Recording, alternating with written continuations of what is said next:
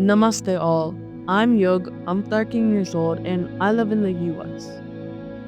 And this story that you're listening to right now is just one of the many stories that I've told in my collection of Hindu Itihas stories. And without further ado, let's start the story. So today I'm going to be telling the story of Dronacharya, or D. So D was a very well-known person, and he probably is well-known today, as I would say, because he's an amazing teacher, or he was an amazing teacher, and he also taught both sides of the Mahabharata. So the Mahabharata's main conflict is between the Pandavas and the Kauravas, who are both cousins with each other. And when they were about 18, they thought about it for a second and they figured out that, hey, if the current king, Dhritarashtra, dies from the throne, who will become the king? And then they started arguing with each other, and that's pretty much the main problem with the entire war, or argument for now. And eventually, it turned into a war known as the Kurukshetra War. And the Dronacharya, he didn't want to fight on the Kaurav side, but he was forced to because of his allegiance or loyalty to the throne. And currently, Duryodhan, who is the eldest Kaurav, sat on the throne.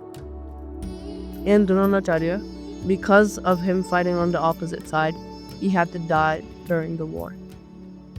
But you must be thinking, hey, how did Dronacharya teach both sides if they're both enemies?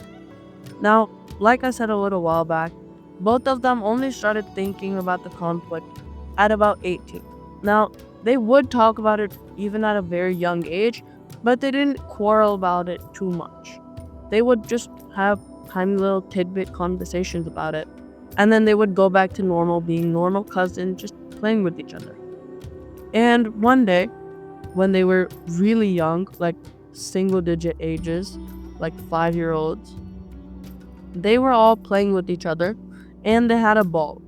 So they were just passing it around with each other, and somebody hit the ball really high, and it dropped in a well. And some random dude, who was actually D, was walking nearby in the kingdom of Hastinapur, which was the kingdom, by the way, that was up for grabs between the Pandavas and the Kauravas.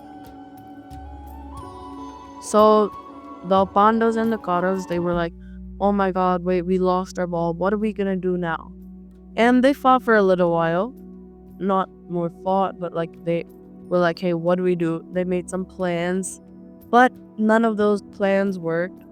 And then they asked Dronacharya, who, like I said previously, was just walking nearby, and one of them came up to Dronacharya and he said, hey, could you please help us? We just lost our ball in a gigantic well. Because when the ball went really high up, it had to come down.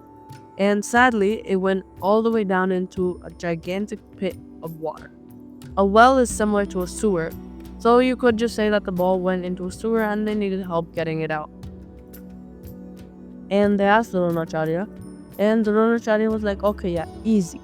But do you guys know how we can get this ball out? And there were some suggestions, like some of them said, hey, could we like throw somebody down there and he throws the ball back up? Like, because they were trying to figure out some sort of solution in order to play with each other again, but no good ideas. And then Dronacharya said, okay, let me tell you guys, all you need is just a ton of grass. Now you must be thinking, what can you do with grass? It's just grass. And if you throw it down in the well, it'll just, fall down there. Won't do anything special. But Dronacharya had something in mind. So he told of the kids to bring a blade of grass each. A blade, by the way, is just one tiny long stick of grass. And Dronacharya, he grabbed all of them and he threw one straight at the ball. And that in itself is a feat by just aiming it perfectly at the ball. But Dronacharya wasn't even getting started. He didn't even start doing these crazy stuff yet. And then Dronacharya, he said a special mantra under his breath, and he threw the second blade of grass. And the second blade of grass got stuck right in between the first. So the second one was stuck on top of the first, and it kind of created like a little tower on top of the ball.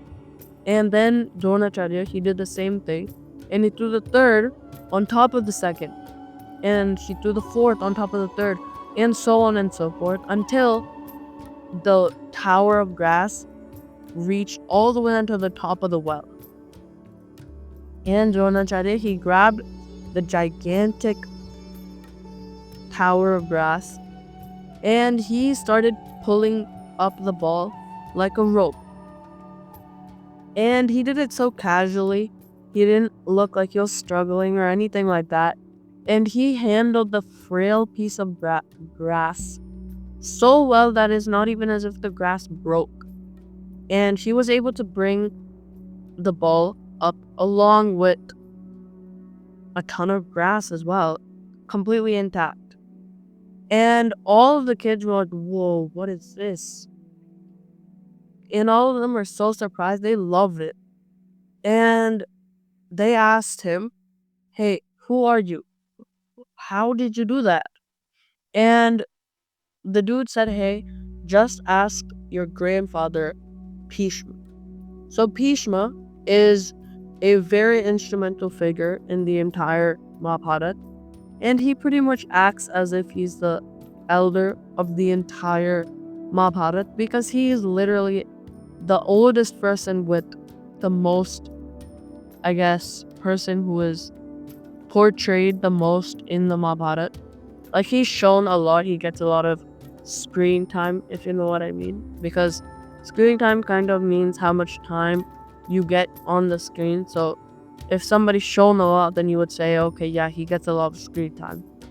So Bhishma, he is the great-grandfather of the Kauravas and the Pandavas. And he teaches both sides a lot of stuff. And he's also very wise, by the way, as his age would say. And all of the kids, they ran to Bhishma and they said, hey, there's this one dude who threw a blade of grass at a ball and he brought it back up. And the kids told Bhishma the entire story of which I've told you right now. And Bhishma, he instantly knew. He's like, yes, that's Dronacharya.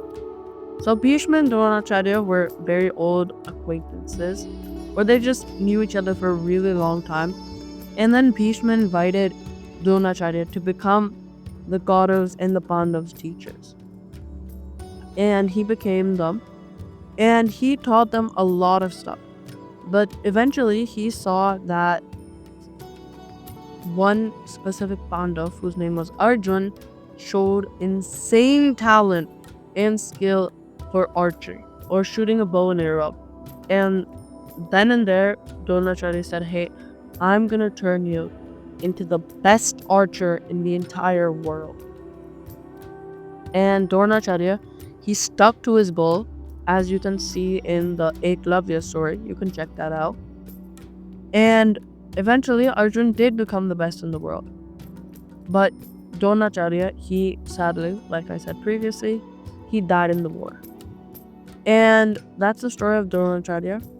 I did like that this story does relate to a lot of other stories, but I also did like that it kind of does show that old kind of relationships, such as Dronacharya and Bhishma, will remain, and people can do insane feats because nobody knows other people's limits. Like, the kids just thought that Dronacharya was just some random old dude walking on the street.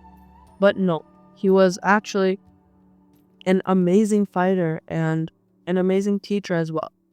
And that's the story of Dronacharya. And namaste.